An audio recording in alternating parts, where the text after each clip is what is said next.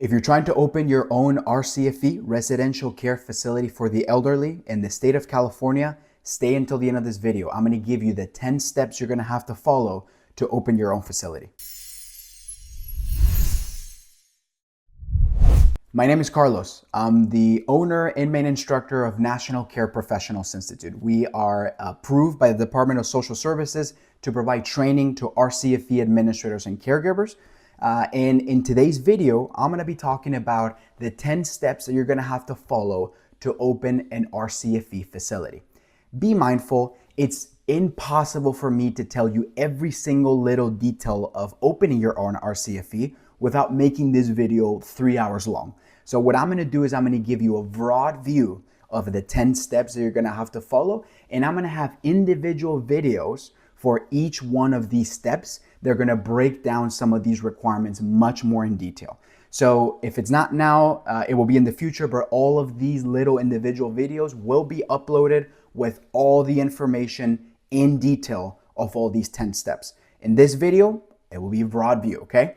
So let's go ahead and get started. Step number 1, find or become an administrator.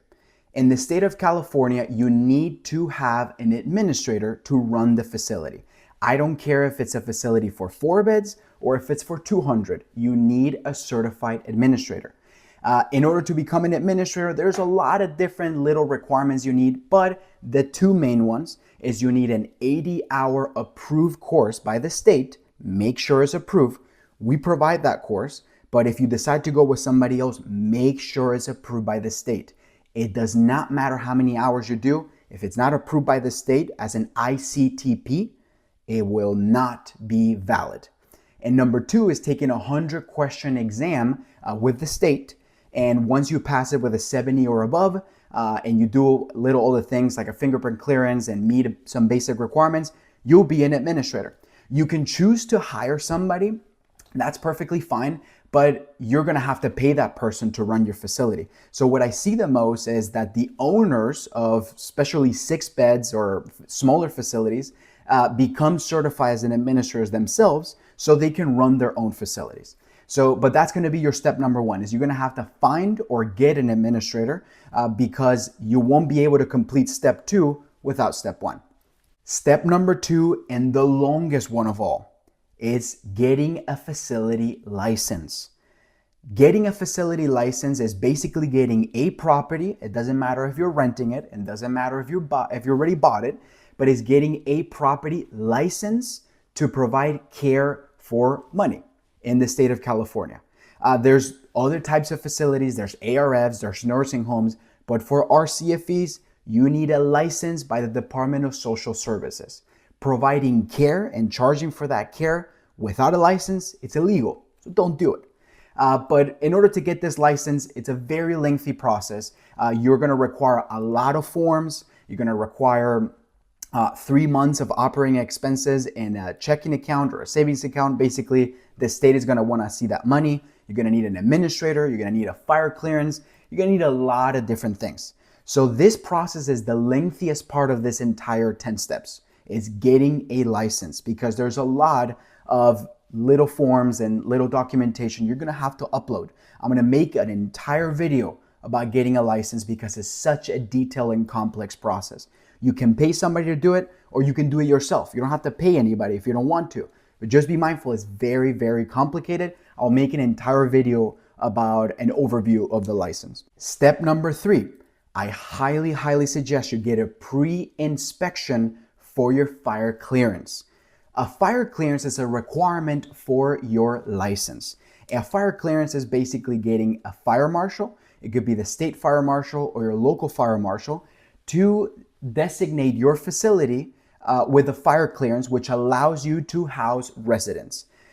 Things that are included in this fire clearance: how wide the doors have to be, how long the ramps have to be, how many residents you can put per room, how many fire extinguishers you're going to need to have, how many emergency exits you need to have. So getting a pre-inspection, what that can do for you is you're going to pay the fire marshal to do a pre-inspection. They're going to come through your house and tell you, you need to change these 4 things. So now you can go ahead, make those changes. By the time that you're ready, they will come to do the actual fire clearance inspection, you won't fail it, because if you've done the changes according to the pre-inspection, you'll be all good to go. So I highly, highly suggest you call the local fire marshal and get an inspection. Who do I call? You're probably wondering. Well, it's impossible for me to tell you, because every single city, county, or area where you live has different fire codes and has different fire clearance requirements and has different fire authorities. So contact whoever is your local fire authority. If it's a big city, San Diego, San Francisco, that's going to be a city fire marshal. If it's a more rural or less dense populated area, it will be your local, maybe a county fire marshal. But get in contact with them, send them an email, call them, get their requirements from them. I'm going to make a separate video all about fire clearances, and I'm going to show you the nitty and gritty of all these little things you're going to have to do. Step number 4, take the orientation from the Department of Social Services. You can find that online. If you type in RCFE orientation, you'll be able to attend one of these. It's just a requirement as part of this process. Step number 5 is to complete the license application and submit that license application. So the longest part of this process is gathering all that documentation. Once that you submit it, the law, the Health and Safety Code law in the state of California, 1569, says that DSS, Department of Social Services, has to process your application within 60 days. Now, they're not really sticking to that timeline. Currently, as in the time that I'm recording this, December of 2025, they're taking an average of 120 days to process your application. So once you submit all that paperwork, expect around 120 days to get a response and basically to get your application processed. Step number 6.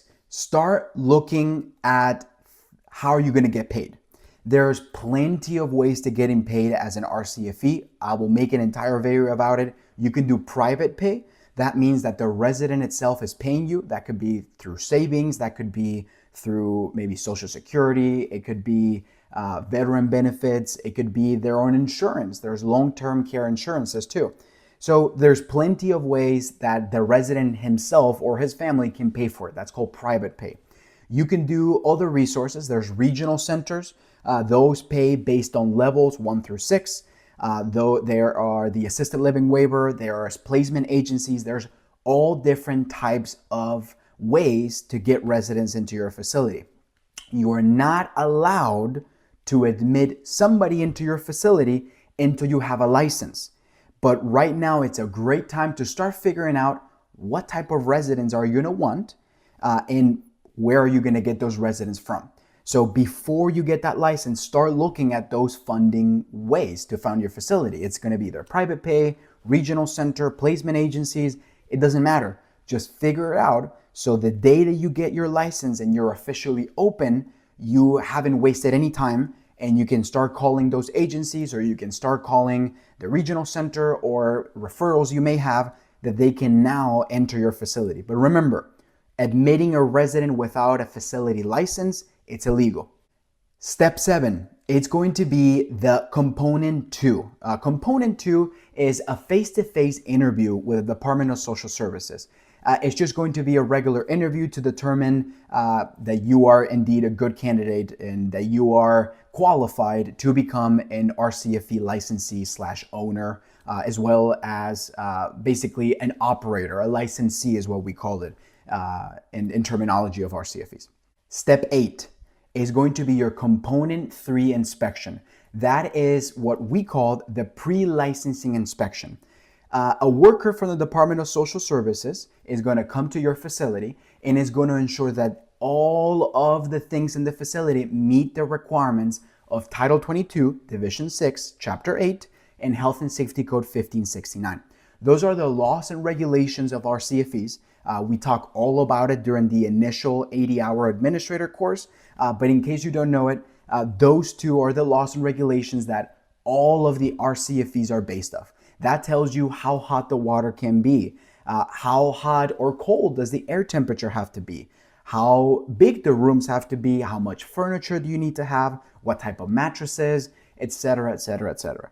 All of that is included in those regulations. So during that pre-licensing inspection, what they're going to do is they're going to come visit your facility and check that all of those requirements have been met.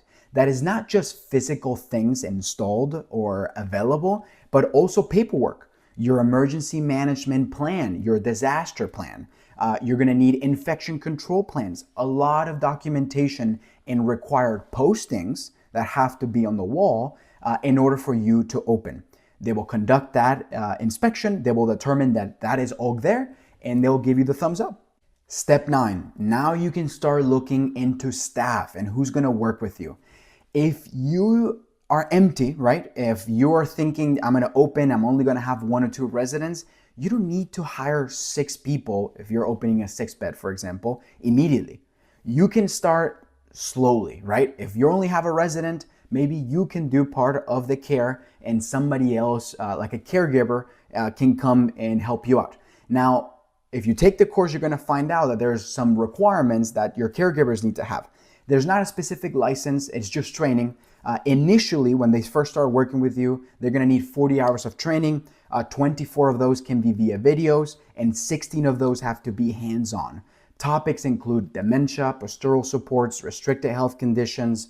It includes all different types of topics that apply to RCFEs. But your staff need to be trained before they come in contact with a resident. So now, right before your facility license gets issued, is a great time to start gathering all the staff or prospective staff, train them, so the moment you get a resident, you're good to start operating. Step number 10, and the final one, is when you receive your facility license. So after this long process of getting paperwork, submitting paperwork and everything, and the pre-inspections, the orientation, everything has been completed, and DSS, the Department of Social Services, says you're all good to go, they will issue you your facility license. At that moment, you can start operating. You are legally allowed to start operating as an RCFE. You can now have your staff members come into work. You can now have your residents start going into your facility. So you're all good to go. That will be the last step. Now, from start to finish, a realistic timeline of how long all of this is going to take is usually between 6 to 12 months.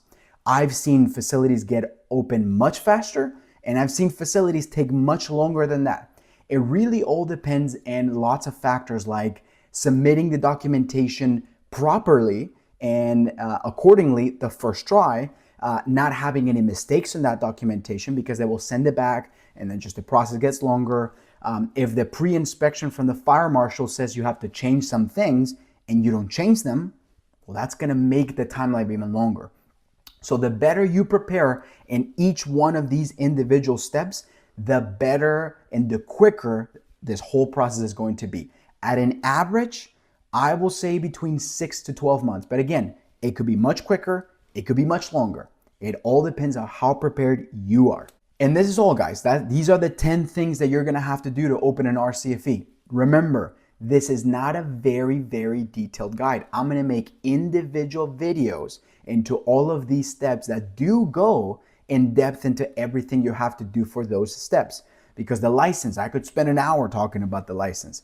The fire clearance, I could spend 30 to 40 minutes talking about a fire clearance. So stay tuned for those videos. They'll be coming up soon.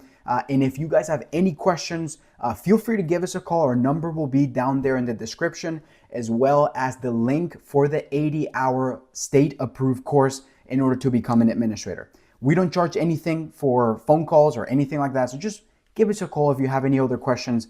We're more than happy to guide you in the right direction. And if I cannot help you with whatever you need, I'll probably be able to point you where you need to go. That's all, guys. Thank you so much for tuning in. And if you're interested, like I said, make sure you tune into another one of our videos. I'll see you guys in the next one.